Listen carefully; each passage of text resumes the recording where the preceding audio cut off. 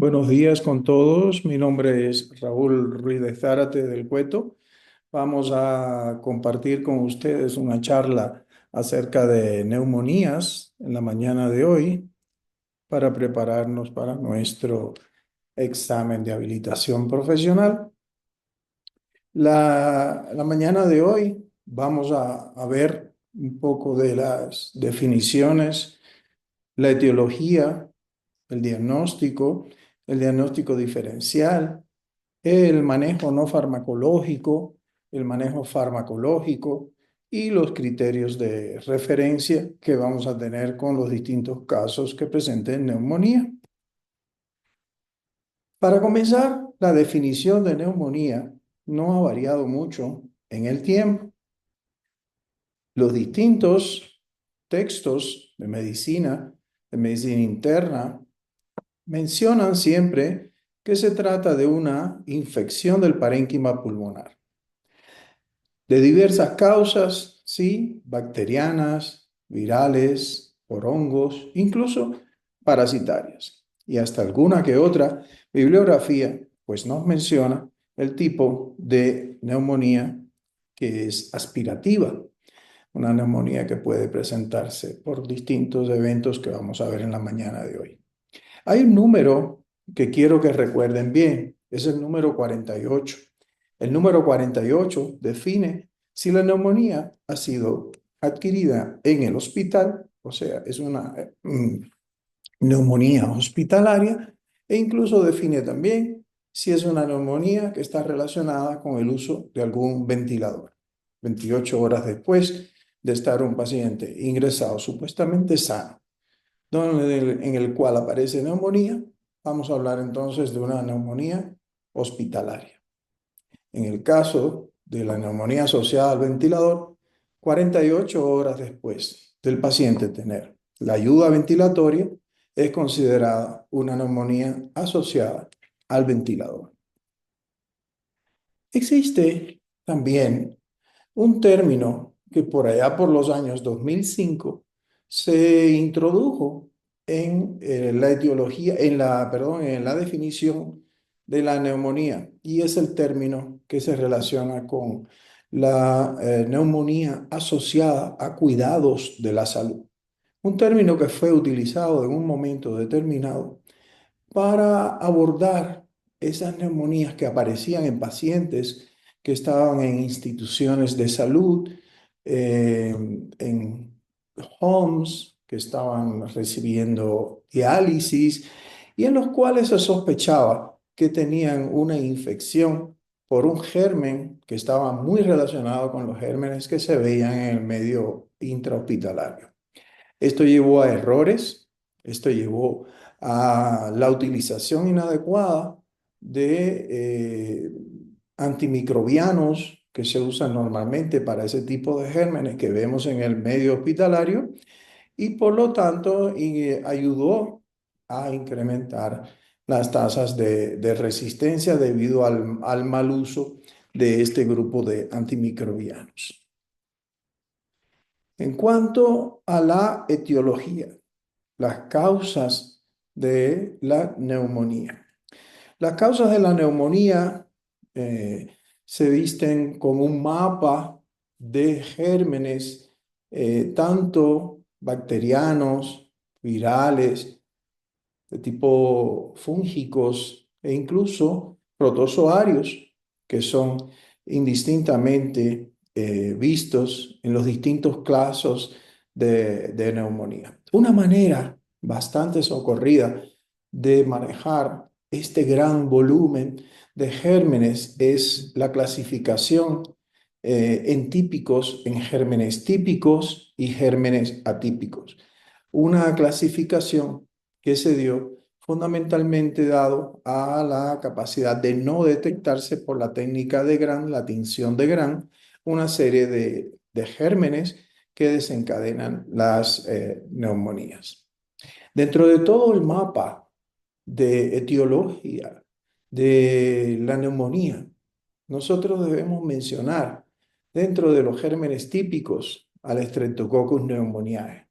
El Streptococcus pneumoniae se constituye en el principal agente causal de neumonía adquirida en la comunidad.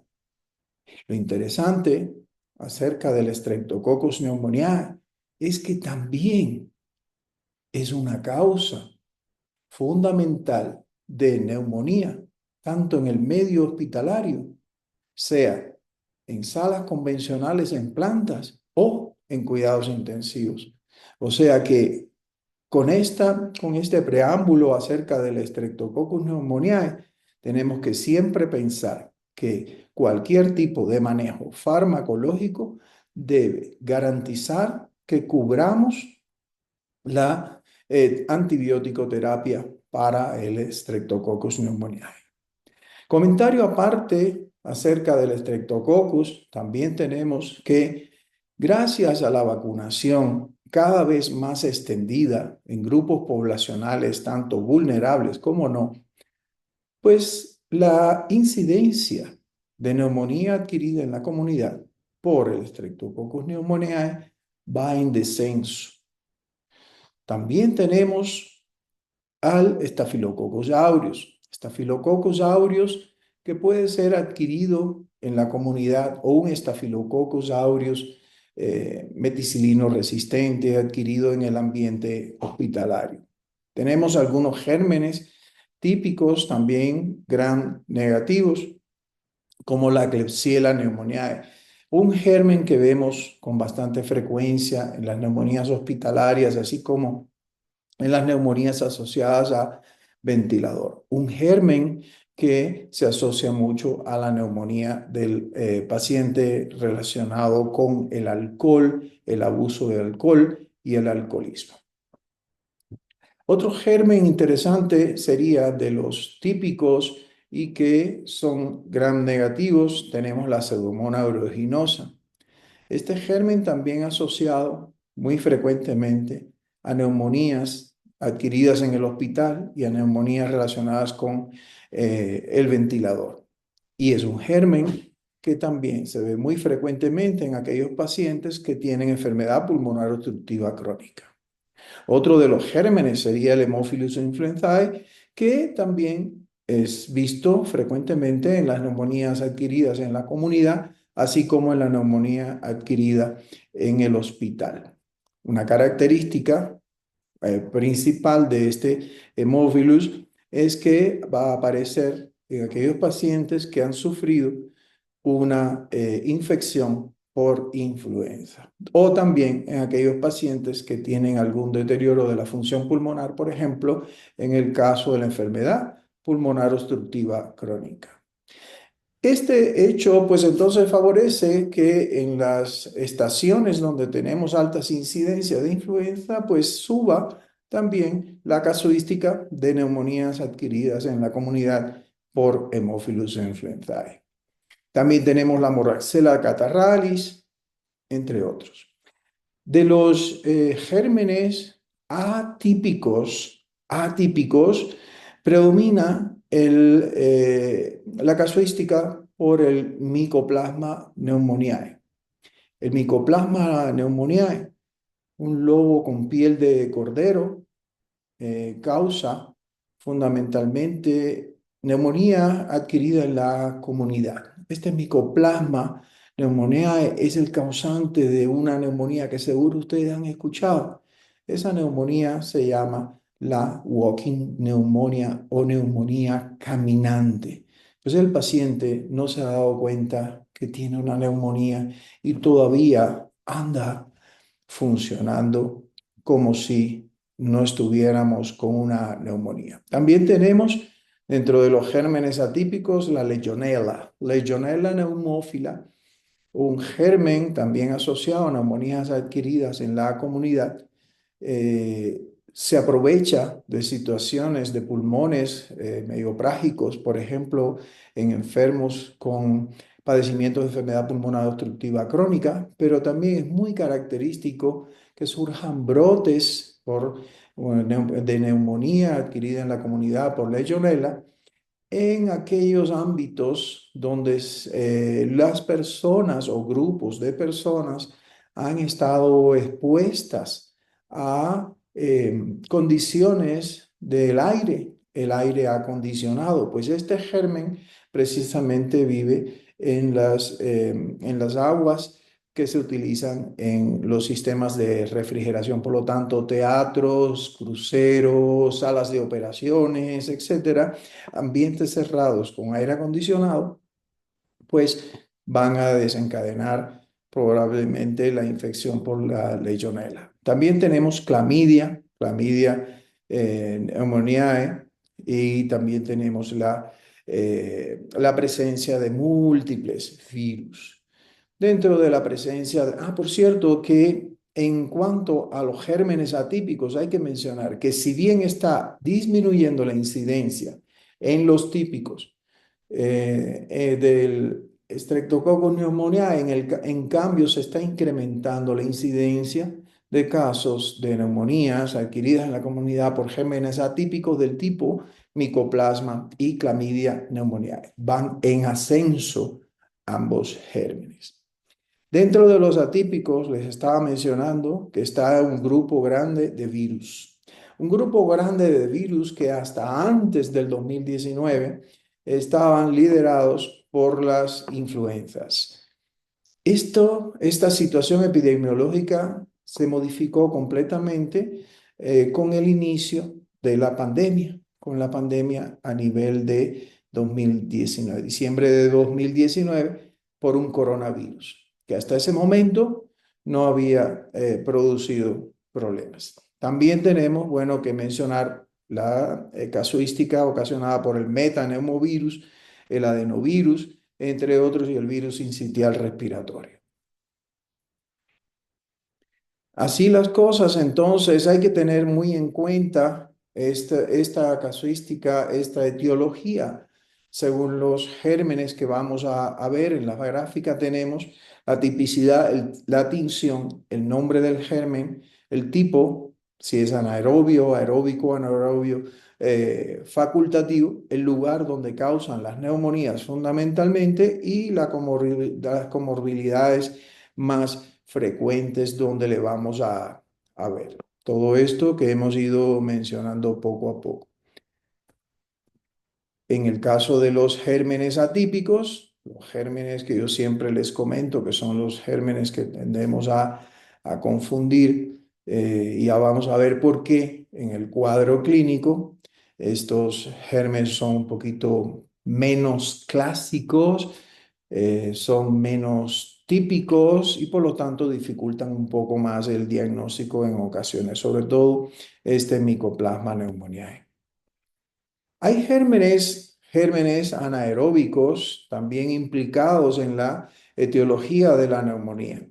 Estos que se constituyen causa importante de neumonía extrahospitalaria, pero se dice que solamente cuando existen casos donde conocemos que hay varios mecanismos implicados en fenómenos de broncoaspiración en los pacientes, situaciones neurológicas, encamamientos, pérdida de reflejos, tusígenos, nauseosos, etcétera, que llevan a que se produzcan aspiraciones.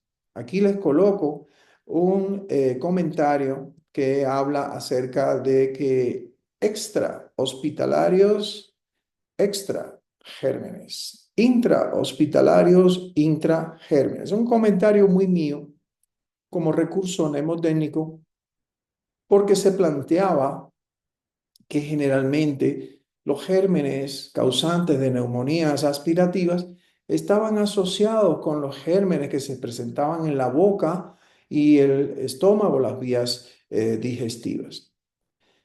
Recientemente se ha comprobado que en el ámbito de la comunidad, los gérmenes que se implican en la neumonía aspirativa, pues son precisamente los gérmenes que frecuentemente vemos en la comunidad. Y los gérmenes que se asocian a la neumonía aspirativa en el medio intrahospitalario son los gérmenes que comúnmente causan neumonía en el medio hospitalario. De las neumonías virales, tenemos que se ha reordenado y cada día se reordena un poco más la epidemiología, la casuística ocasionada por las distintas neumonías. Hay que estar preparados con el pensamiento epidemiológico por brotes de situaciones de neumonías que pueden ser causadas por virus que son considerados virus raros. Vean ustedes lo que sucedió con el SARS-CoV-2 en diciembre de 2019 en adelante. Hay factores de riesgo epidemiológicos y patógenos que se asocian a estos factores de riesgo. Por ejemplo, tenemos el caso del alcoholismo. El caso del alcoholismo, bueno, pues es una situación que en ocasiones lleva a pérdidas de la conciencia por estados de embriaguez, intoxicación alcohólica, ¿verdad? Y entonces ahí podemos tener la presencia de Streptococcus pneumoniae anaeróbicos que viven en la boca, Klebsiella pneumoniae y Acinetobacter, así como Mycobacterium tuberculosis. En los casos que tenemos un parénquima pulmonar afectado por una enfermedad pulmonar obstructiva crónica o un tabaquismo o ambos incluso, tenemos la presencia probablemente de un hemófilus, de una pseudomonas aeruginosa, incluso también del Streptococcus pneumoniae, Moraxella catarrhalis y la clamidia. Cuando hay una neumopatía estructural, por ejemplo, una bronquiectasia, bueno, pues ahí vamos a encontrarnos con Pseudomonas aeruginosa, entre otros. Así, entonces, recuerden ustedes que tienen una serie de factores de riesgo que están asociados con algunos patógenos en específico. Por ejemplo, la gran propagación, la gran facilidad de contaminación de un ser humano al otro, del SARS-CoV-2, pues hace que la exposición de las personas que asistimos a lugares con conglomerados de personas, bueno, pues es una posibilidad que hay que tener en cuenta. La exposición a pájaros, la exposición a murciélagos. En el medio, por ejemplo, de la arqueología, pues tenemos el Histoplasma capsulatum o la Chlamydia psittaci. En cambio, la exposición a conejos nos llevaría a pensar en Francisella tularensis y la exposición a ovejas, cabras y gatas parturientas. Ojo, que muchos tenemos gatas en casa, pues este nido pues va a estar seguro que infectado por Coxiella burnetii. Así que se constituye un factor de riesgo epidemiológico para neumonía. En el caso del diagnóstico de la neumonía, siempre insistimos que debemos confeccionar una adecuada historia clínica bien orientada al problema sin que nos falte ninguno de los elementos en el paciente. La historia clínica se convierte en un instrumento médico legal fundamental para poder conseguir y seguir cronológicamente, científicamente, el desarrollo de los acontecimientos en el paciente, su evolución y su manejo. Así las cosas, entonces, bueno, tenemos dos grandes grupos de gérmenes, aquellos gérmenes que son los llamados gérmenes típicos, que sí salen con la tinción de Gram, y aquellos gérmenes que son atípicos. Bueno, los gérmenes típicos en realidad fue donde primero se describió la neumonía, es una neumonía también llamada una neumonía típica o neumonía clásica. La neumonía clásica se da en un paciente que viene con fiebre, con toma del estado general, que tiene una aparición muy reciente, podemos decir súbita, en las últimas 24 o 48 horas, acompañada de escalofríos, malestar general, que se acompaña de disnea de distintos grados, que se acompaña de una tos, que de inicio va a ser una tos seca y que luego se va humidificando y que llega a ser una tos productiva, dando lugar a un esputo purulento. También tenemos dolores, pero un dolor típico Es un dolor tipo pleurítico, es un dolor en punta de costado, un dolor que el paciente les va a señalar con la punta de un dedo, un dolor que hace que el paciente tenga una respiración antiálgica, porque no puede respirar ampliamente del lado del emitora que está afectado. Toda esta sintomatología relacionada con la neumonía típica se traduce semiológicamente en el síndrome de condensación pulmonar, que sería el que causa toda esta sintomatología. Que hablemos de manifestaciones extra respiratorias, sí hay pocas y diríamos que más que todo relacionadas con la fiebre que tiene el paciente, que suele ser una fiebre alta. En cambio, se diferencia de las neumonías atípicas. Las neumonías atípicas, aquí representadas por este señor que tenemos de pie en el extremo inferior derecho, que les he dibujado en blanco la zona donde van su árbol respiratorio, ¿no? Esto es como recurso mnemotécnico para que recuerden siempre que la neumonía atípica en la anamnesis es una neumonía que va a tener pocos o casi ningunos síntomas respiratorios. En este tipo de neumonía atípica, que yo digo jocosamente es la neumonía que nos tiende a confundir, el paciente se nos presenta con muchas manifestaciones extrarrespiratorias, como por ejemplo la confusión mental, como por ejemplo cefaleas prominentes, como por ejemplo otalgias, dolor abdominal, diarrea, incluso manifestaciones dermatológicas como el rash que puede aparecer en el caso de la citacosis con la presencia de las manchas de Horder que tenemos aquí en esta fotografía y el link para que ustedes puedan revisar. También el Mycoplasma pneumoniae ocasiona un eritema multiforme que también tienen en una foto con su vínculo para que ustedes puedan de igual manera revisar. Manifestaciones todas estas, como ustedes pueden ver, extra respiratorias. Y no podemos dejar de mencionar que estos pacientes probablemente seguro que vienen con una faringitis, es decir, hay un eritema orofaríngeo no exudativo. Pudieran venir con hemoptisis, pueden venir con esplenomegalia e incluso bradicardia relativa, como por ejemplo la que provoca la Legionella pneumófila. El diagnóstico ya positivo, ayudándonos de nuestro examen físico, va a estar caracterizado por un paciente que no va a estar respirando con la frecuencia normalmente considerada, que es de 12 a 20 respiraciones por minuto. Y a este paciente va a venir con lo que nosotros clínicamente llamamos taquipnia. Puede que esto, bueno, lo recogemos a la inspección. Siempre vamos a hacer utilización de nuestras herramientas a la hora de hacer el examen físico de los pacientes.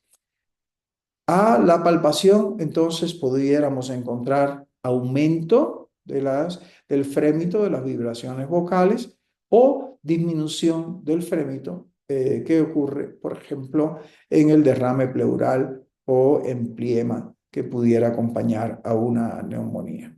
A la percusión aparecería matidez, sobre todo en el caso de las neumonías atípicas, donde tenemos condensaciones lobares y que tenemos un proceso de condensación parenquimatosa pulmonar. En cuanto a los estertores húmedos que aparecen, serían los crepitantes que sabemos que se auscultan al final de la inspiración y que recuerdan el frote del cabello cercano al pabellón auricular. También pueden haber ruidos bronquiales e incluso egofonía o voz de cabra o polichinela, que es la voz entrecortada que tiene un paciente, pues no puede completar frases debido a la falta de aire que presenta. En resumen, inspección, la palpación, la percusión y la auscultación conformarían el examen físico completo que vamos a realizar en el paciente, en el cual nos vamos a apoyar siempre para hacer nuestro diagnóstico, para complementar nuestro diagnóstico. Que existen exámenes complementarios que van a ayudar a este análisis clínico que hemos ido haciendo con nuestro paciente desde la anamnesis hasta la realización del examen físico. Sí, existen una serie de complementarios que debemos entrenarnos para utilizar, siempre teniendo en cuenta el juicio clínico, siempre teniendo en cuenta el tiempo que tenemos para el inicio del tratamiento de la neumonía. Se dice que una neumonía moderada severa debe iniciarse su manejo farmacológico en 1 hora mínimo, y una neumonía adquirida en la comunidad leve mínimo debe comenzarse el manejo terapéutico en las primeras 4 horas de haber sido diagnosticada. Por lo tanto, cualquier examen complementario que tienda a demorarnos en el tiempo, pues esto repercutirá en la mortalidad probable de los pacientes. También hay que tener en cuenta la utilidad del complementario en cuanto a sensibilidad y especificidad, que en la mayoría de los casos son bastante diversas, bastante inespecíficas, pero que bueno, hay que tenerles en cuenta. Otro elemento para la correcta utilización de los complementarios sería la accesibilidad. La accesibilidad al medio diagnóstico, la accesibilidad a la radiografía, la accesibilidad a la tinción de Gram, la accesibilidad a un estudio serológico, la accesibilidad a una tomografía, etc. Otro elemento importante a tener en cuenta sería el costo para el paciente en caso de que no esté en la Red Nacional de Servicios de Salud, o el beneficio y el beneficio. Así que costo y beneficio hay que tener en cuenta. Y también hay que tener en cuenta el principio de no hacer daño al paciente, no iatrogenia. Entonces, por ejemplo, un caso que les pondría aquí sería la realización de un cultivo de secreciones bronquiales por aspiración con aguja fina en un paciente que tiene una neumonía leve en la comunidad. Ahí estaríamos causando daño. Así que tener en cuenta juicio clínico, sensibilidad, especificidad, accesibilidad, costo-beneficio y no hacer daño al paciente. El gold standard del diagnóstico de la neumonía sigue siendo la radiografía, independientemente de que la utilización de la radiografía en algunos contextos sea discutida y se tienda a priorizar la aplicación del tratamiento empírico ante la sospecha diagnóstica de neumonía y no la realización de la radiografía, que pudiera demorarnos en el diagnóstico y también pudiera demorarnos en el inicio del tratamiento. Amén. De que la radiografía, por ejemplo, en estados de deshidratación, puede que no muestre signos radiológicos de conglomerados, etc. Entonces, hay que tener una buena medida para la solicitud de la radiografía. Obvio que si estamos en un medio hospitalario, un centro de salud donde tenemos acceso a la realización de radiografía, seguro que le vamos a solicitar. En cambio, si estamos en un lugar, en la ruralidad, en una comunidad bien alejada, y tenemos todo el diagnóstico clínico y tenemos todos los signos auscultatorios, etcétera, en el paciente debemos iniciar el tratamiento empírico y solicitar la radiografía, pero ya a posteriori. En la radiografía, tanto la radiografía AP como la radiografía lateral izquierda vienen siendo unas radiografías muy útiles para el manejo, para el diagnóstico de la neumonía principalmente. Y hay distintos patrones que se describen, patrones lobares de condensación lobar, patrones de neumonía intersticial y patrones donde ya el proceso infeccioso se ha diseminado a ambos campos pulmonares, como es el caso de la bronconeumonía, que generalmente es el que vamos a apreciar en el medio hospitalario con los pacientes complicaditos con neumonía adquirida en el hospital. De los signos que sugieren algún que otro diagnóstico, en particular por imagenología, tenemos que en la radiografía ver un derrame pleural puede ser considerado un derrame pleural paraneumónico, que debe ser considerado también, por ejemplo, como originado por una tuberculosis, que también puede ser un derrame pleural secundario a una neoplasia. Cavitaciones que de igual manera pueden estar relacionadas con algún proceso infeccioso como la tuberculosis, como también puede estar relacionado con algún proceso oncoproliferativo de pulmón. El ataque multinodular es otro signo importante que incluso aparece en las escalas pronósticas. La presencia de neumatoceles, la presencia de neumatoceles es importante tenerla en cuenta, pues existe un Staphylococcus aureus que una de las manifestaciones que tiene es una neumonía necrotizante y produce estos neumatoceles. La presencia de cavidades en los lóbulos superiores pues indica, por ejemplo, la infección por tuberculosis.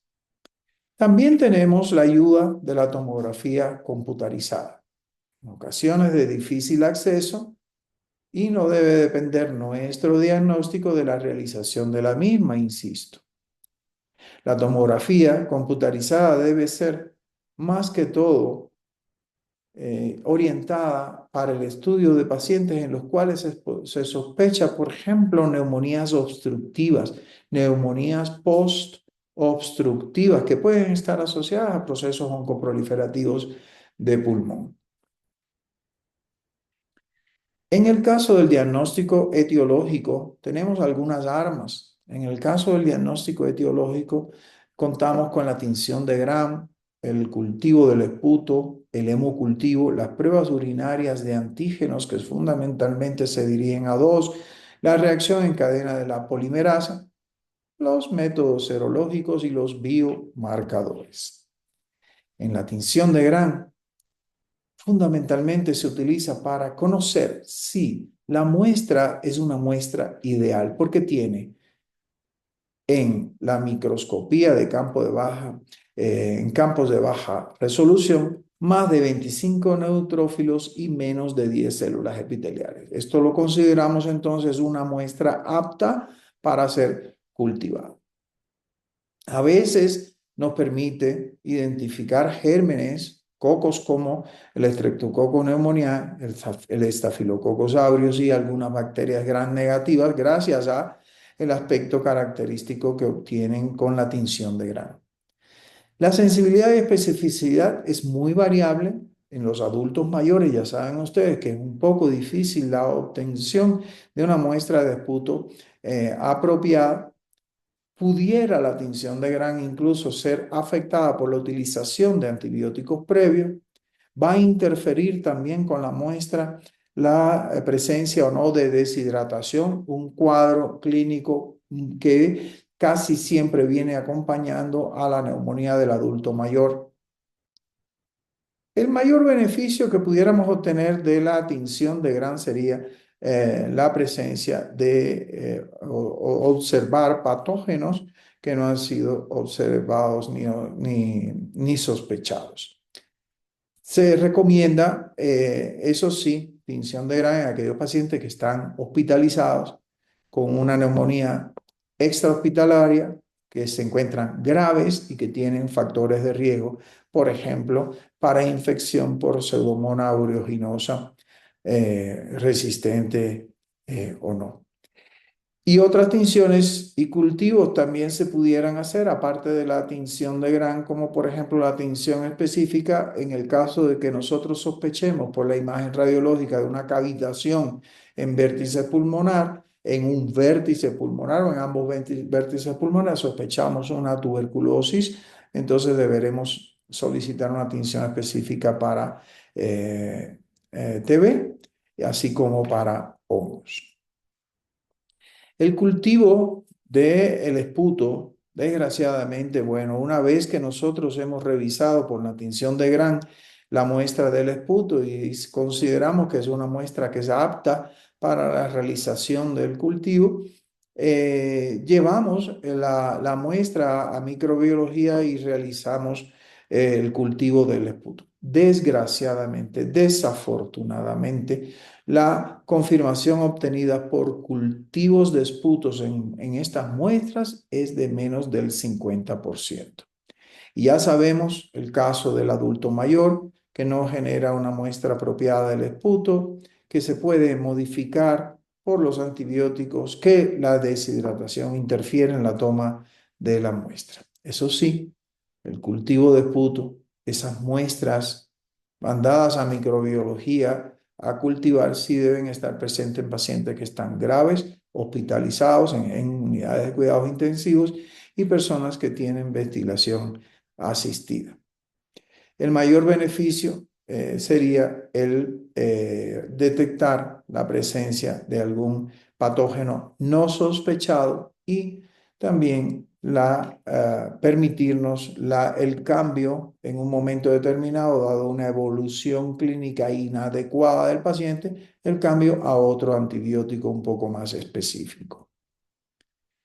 El hemocultivo, el índice de confirmación diagnóstica por medio de hemocultivos también carece de utilidad práctica, de excepcionalmente bajo y solo sería positivo de un 5 a un 14% de los hemocultivos, incluso en pacientes que han sido diagnosticados clínicamente y aislados con el Streptococcus pneumoniae.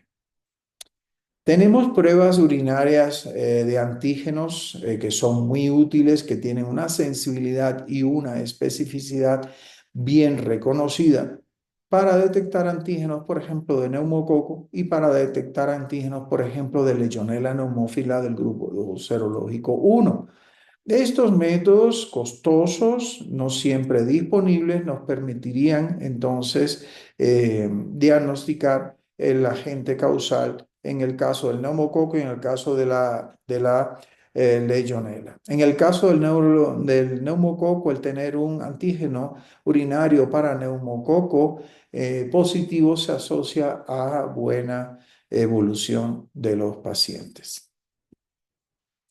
También tenemos la reacción en cadena de la polimerasa, la PCR, que es una técnica de amplificación del DNA o el RNA del microorganismo. Esta PCR nos permite detectar distintos patógenos, diversos patógenos. En la actualidad, la utilidad de la PCR más que todo está indicada en el estudio de las infecciones, en el diagnóstico de las infecciones virales respiratorias virales, más que todo. Puede ser modificada incluso, los resultados pueden ser modificados ampliamente en la población que sencillamente asintomáticamente y sin estar enfermos, pues manejan virus normalmente en su tracto respiratorio. También ha sido utilizada para detectar Legionella, Mycoplasma pneumoniae, clamidia, pneumoniae y micobacterias. Pero no se ha establecido la rentabilidad, pero sí les comento que es un examen costoso. Los métodos serológicos, bueno, se utiliza la multiplicación de los títulos de anticuerpos IgM específicos para distintos patógenos y que estos deben ser elevados al cuádruple, teniendo en cuenta una comparación en el inicio de la infección y 14 días después en la convalecencia. Ya no se está utilizando este método, entre otras, por el tiempo que se requiere para la confirmación diagnóstica del germen, tiempo que no podemos esperar ante una neumonía, obviamente.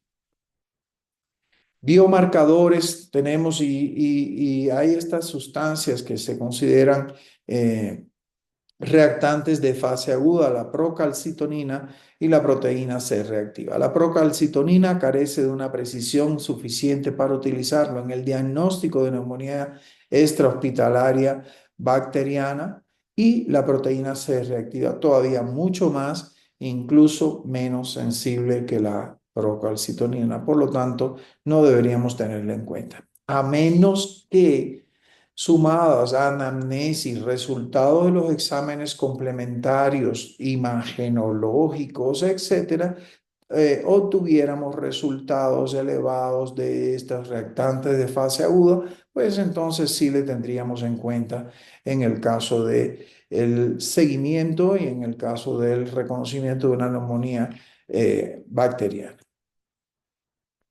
Para el diagnóstico diferencial, señores, hay infinidad de diagnósticos diferenciales que nosotros podemos hacer de la neumonía. Nosotros podemos hacer diagnósticos diferenciales enfocándonos en la fiebre, en el dolor torácico, en punta de costado. Podemos hacer diagnósticos diferenciales enfocados en el tipo de esputo. Podemos hacer diagnósticos diferenciales en la frecuencia de presentación de la expectoración, la cuantía de la expectoración, entre otros.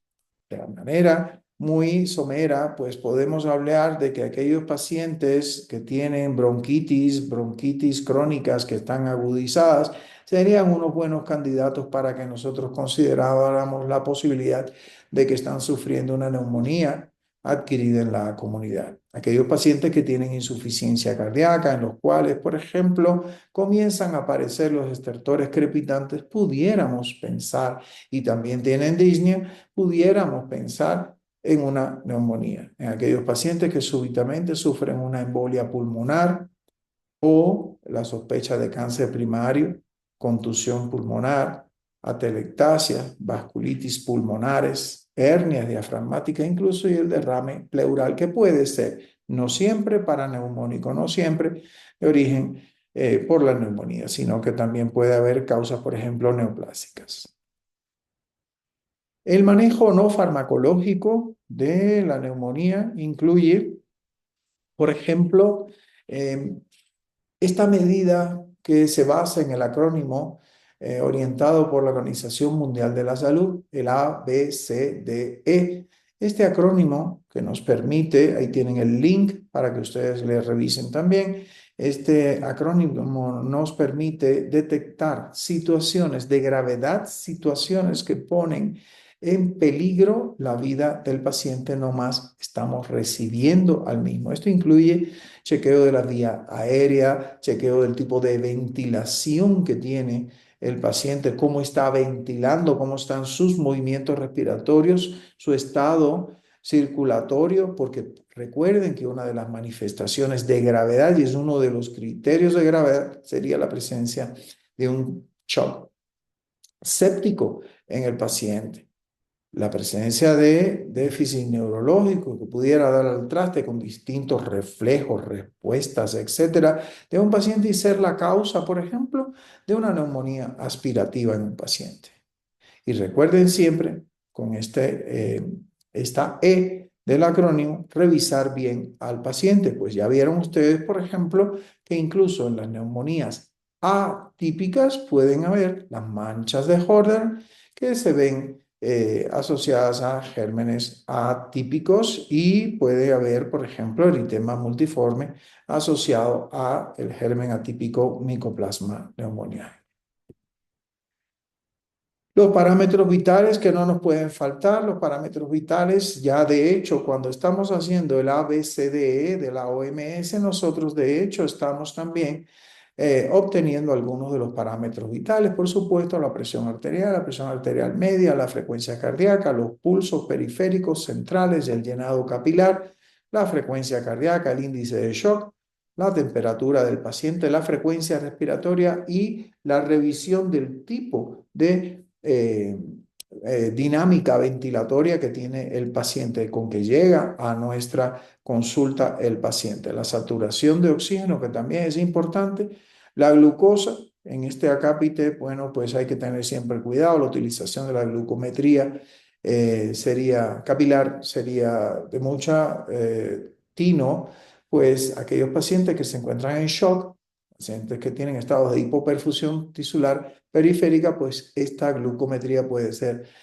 normal y no es así. O sea que debemos preferir la realización de la glucosa central y también, por ejemplo, medir la diuresis horaria para saber si el paciente está en un estado hemodinámico compensado. La severidad de la neumonía, existen múltiples escalas disponibles para determinar la severidad y ayudar en la decisión de si el paciente debe ser manejado ambulatoriamente o intrahospitalariamente. E incluso vamos más allá y en el caso del manejo intrahospitalario pudiera ser necesario el manejo en unidad de cuidados intensivos. Hay una serie de criterios para determinar si existe una neumonía severa. Tenemos dos criterios mayores que incluyen shock séptico, que ya les mencioné, y la falla respiratoria que requiere asistencia, ventilación mecánica. Hay factores menores como por ejemplo la frecuencia respiratoria que sea por encima de 300, la relación presión parcial de oxígeno FiO2 de 250 o menos, la presencia de infiltrados multilobares, la confusión, la uremia, la leucopenia por debajo de 4.000 células, la trombocitopenia por debajo de 100, la hipotermia y la hipotensión. Con un criterio mayor o tres criterios menores se hace el diagnóstico de una neumonía severa y sí o sí requiere hospitalización. Las escalas pronósticas son basadas en estudios de casos, de series de casos, en los cuales se ha analizado la frecuencia de presentación de distintos componentes, signos, síntomas, etcétera, y resultados de complementarios que por la frecuencia de presentación de los mismos se constituyeron en índices importantes. Según el puntaje obtenido, se tiene una aproximación a la probabilidad de mortalidad en grupos similares de pacientes. Existen varias escalas pronósticas. Tenemos escalas pronósticas, por ejemplo, el CURB 65, el CRB 65, tenemos el SMART-COP, tenemos el PSI Port o FINE, como quiera que se le quiera llamar, y hay que tener en cuenta algo. Con las escalas pronósticas que siempre vamos a utilizar en el manejo no farmacológico del paciente, hay que tener en cuenta que debe predominar nuestro juicio clínico en el momento de la evaluación de este paciente. Aquí tenemos entonces en pantalla el CURB-65.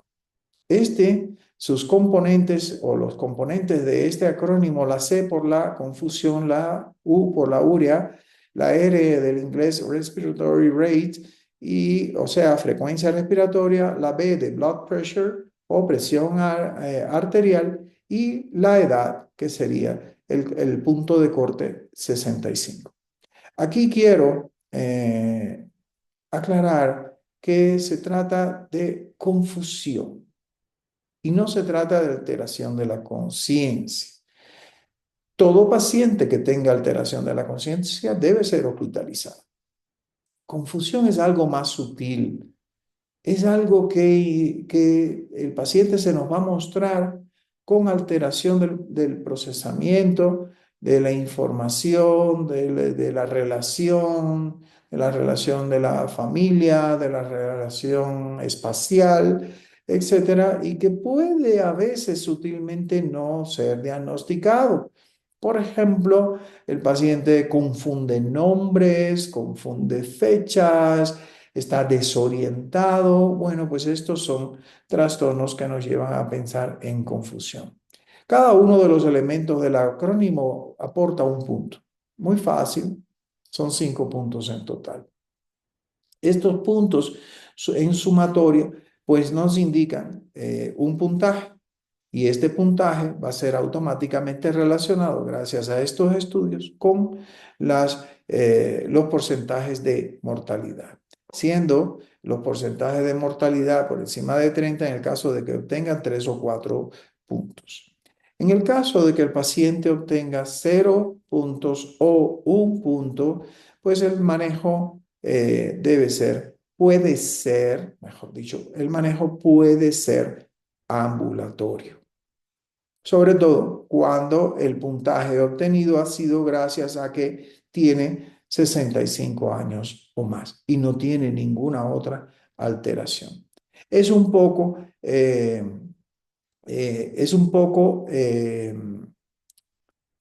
certero la utilización del CRB, pero es algo que tenemos más a mano cuando estamos en la comunidad, lejos de un medio hospitalario. En el medio hospitalario ya nos ayudamos de una serie de elementos, tanto desde el punto de vista demográfico, como de comorbilidades, como de hallazgos del examen físico o hallazgos de complementarios, y esto ha dado lugar a la escala pronóstica del índice de severidad de la neumonía, o también llamado PSI, o escala o índice de Fine, que fue el doctor que lideró el estudio. De igual manera, se aportan puntos a cada una de las situaciones listadas. Ustedes tienen ahí el link también para que ustedes puedan realizar el checklist de sus pacientes y ver qué puntaje ha obtenido. Mientras más puntos se obtiene, por ejemplo, en clase de riesgo 5, se habla de que la mortalidad está en 29.2% de posibilidades de mortalidad. En cambio, para los pacientes con clase 1 o 2, el manejo es ambulatorio, y en el grado 3 pudiera considerarse una internación muy breve del paciente, aparte del manejo ambulatorio. Ya entrándonos en el manejo farmacológico del paciente con la neumonía, debemos tener en cuenta este listado de tips que les he colocado en esta diapositiva. Hay que evaluar siempre las escalas pronósticas en el paciente. Hay que tener en cuenta la edad de esa persona, el oficio o la profesión, pues recuerden que hay factores de riesgo asociados a gérmenes específicos, que son raros, pero que hay que tenerles en cuenta. En cuanto a las comorbilidades, los antecedentes patológicos personales, es otro elemento, pues esto implica modificaciones en el manejo. Tendríamos la inmunosupresión, la presencia de diabetes, la presencia de insuficiencia cardíaca, insuficiencia renal, alcoholismo. ¿Estamos seguros de que el paciente tiene una neumonía?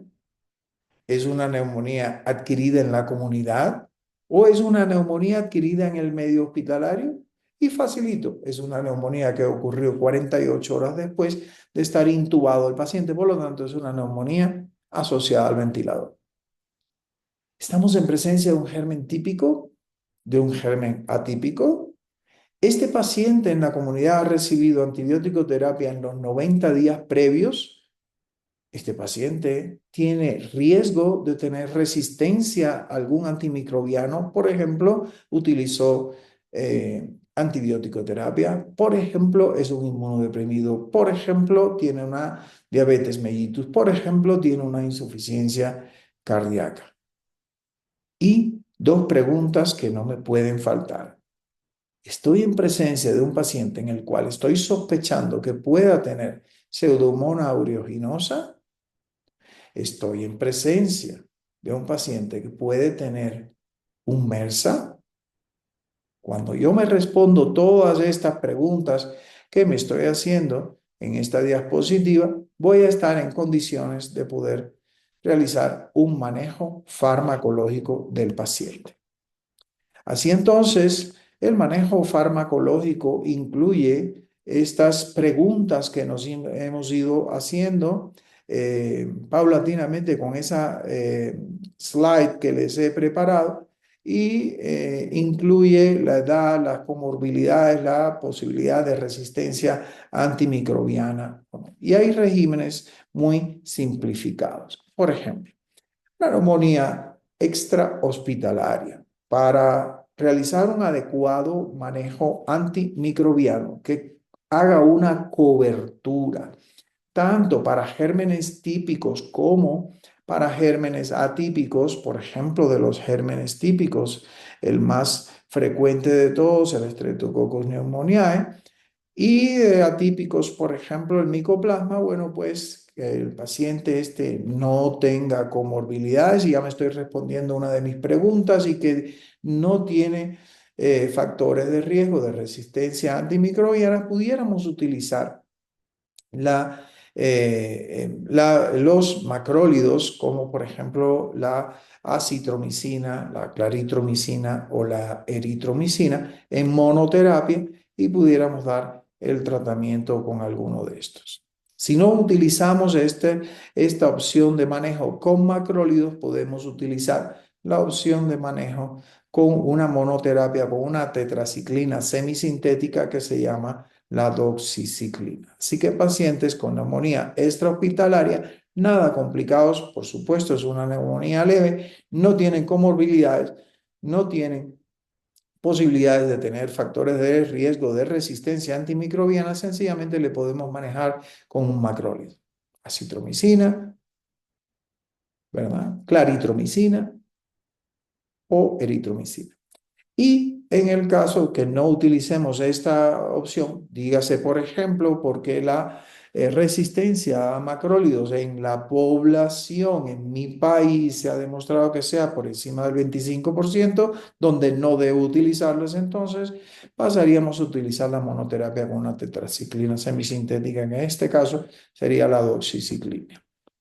En el caso contrario, misma neumonía extrahospitalaria para cubrir gérmenes típicos y atípicos, pero en un paciente que tiene comorbilidades, en un paciente que tiene incluso riesgo de tener una resistencia antimicrobiana, dígase, por ejemplo, que ha utilizado antimicrobianos en los últimos 90 días. Bueno, ahí tenemos sugerido la utilización de fluoroquinolonas respiratorias. Fluoroquinolonas respiratorias representadas por la levofloxacina, la moxifloxacina y la gemifloxacina.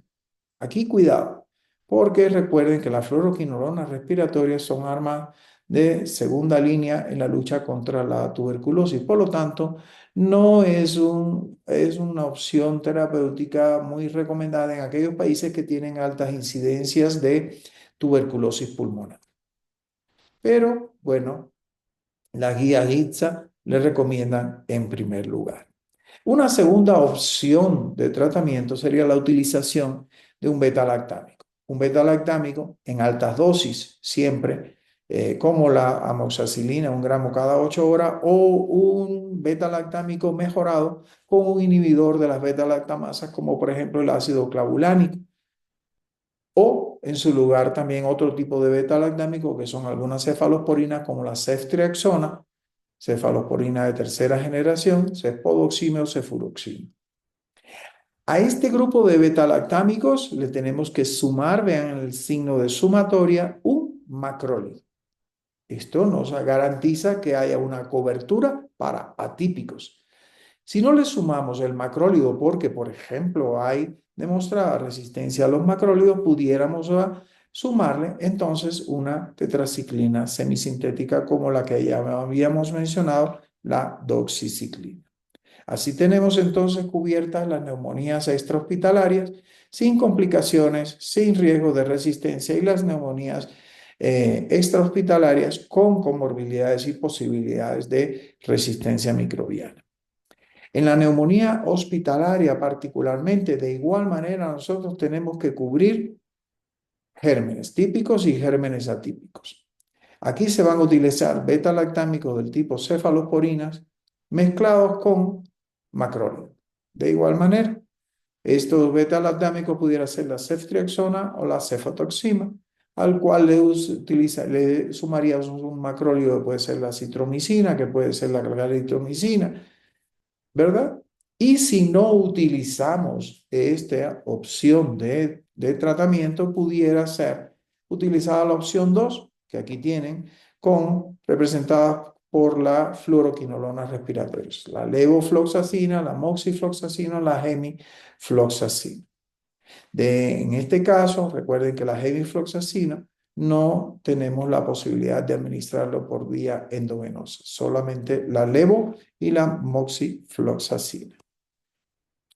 De igual manera, en neumonía hospitalaria, en unidades de cuidados intensivos, pues tenemos que el uso se repite, de beta-lactámicos encabezados por la ceftriaxona, cefotoxima, a los cuales se le sumaría el macrólido o las fluoroquinolonas respiratorias.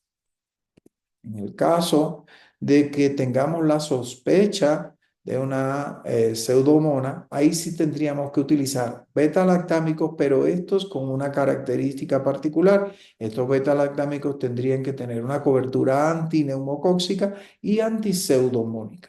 Para eso, por ejemplo, tendríamos la piperacilina tazobactam, el cefepime, que es una cefalosporina, o algún carbapenémico. De todos ellos, el imipenem, el meropenem y el doripenem, porque recuerden que el ertapenem no tiene actividad antipseudomónica ninguna. A estos le vamos a sumar las fluoroquinolonas respiratorias, que puede ser la ciprofloxacina, ojito, ciprofloxacina que va por la vía endovenosa, no es la ciprofloxacina que vamos a utilizar por la vía oral, y o la levofloxacina. La neumonía hospitalaria también, en la cual nosotros añadimos un riesgo a, por ejemplo, la presencia de MRSA, se añadiría a lo antes mencionado la utilización de vancomicina, linezolid o una cefalosporina de quinta generación, que es la ceftarolina, que tiene actividad anti-MRSA. Así entonces, en dependencia de la gravedad del paciente, pues podemos nosotros adaptarnos a distintos regímenes terapéuticos que por supuesto están más que todo supervisados y actualizados de las guías americanas de enfermedades infecciosas, las famosas ITSA. Aquí tenemos en esta revisión, que me encantaría que ustedes le echaran un vistazo, pues una revisión de neumonías, tanto hospitalarias como extrahospitalarias, que está muy exhaustiva, está muy buena. Tenemos el detalle de la utilización de los distintos regímenes terapéuticos. Por ejemplo, una neumonía donde sospechamos un Streptococcus pneumoniae. Esto, claro, apoyado por nuestro diagnóstico clínico, nuestro diagnóstico de laboratorio, que incluye la imagenología. Si tenemos una neumonía que radiológicamente se caracteriza por una afectación, perdón, un síndrome de condensación parenquimatosa pulmonar, pues probablemente el germen más frecuente sea, sin otro factor de riesgo, sea el Streptococcus pneumoniae. Bueno, pues le podemos manejar con amoxicilina, como ven, cefatoxima o incluso ceftriaxona, pero recuerden que el caso ambulatorio de una ceftriaxona sería para la utilización y ver lo que complica un poco las situaciones. En el caso de que haya eh, reacciones alérgicas conocidas, por ejemplo, a los beta-lactámicos, entonces le echaríamos mano al Astreonam. Tenemos el manejo particular del hemófilus. El hemófilus igual se va con la amoxicilina o la amoxicilina mejorada con un beta-lactam, con la amoxicilina mejorada con un inhibidor de las beta-lactamasas o una ceftriaxona. Tenemos el caso del Staphylococcus aureus meticilino resistente, para el cual sí debemos llamar a esta abuelita de 1956 la vancomicina, y la dosis recomendada es de 15 miligramos por kilo de peso intravenoso cada 12 horas. O también pudiéramos utilizar el linezolid. En el caso de que no exista resistencia al meticillin, bueno, pues podemos utilizar la oxacilina o la nafcilina.